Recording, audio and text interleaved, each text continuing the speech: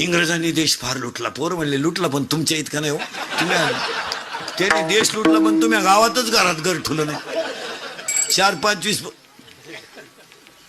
आणि भाषण करणाऱ्याला सांगून ठेवतो आलंय 26 जानेवारी. आता तुम्ही अगोदर गोळ्या वाटा नंतर भाषण करा, मग कळलं भाषण काय तुम्हाला.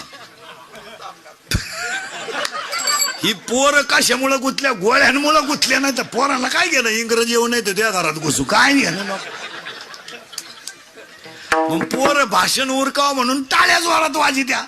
याला वाटतं भाषण आवडलं नाही, पोरं घोडाला इथं पण ते टाळीनं ऐकू येईन. तिथलं एक भाषण टाळावं. भाषण 3 ठिकाणी टाळावं. डाव्यातलं भाषण टाळावं.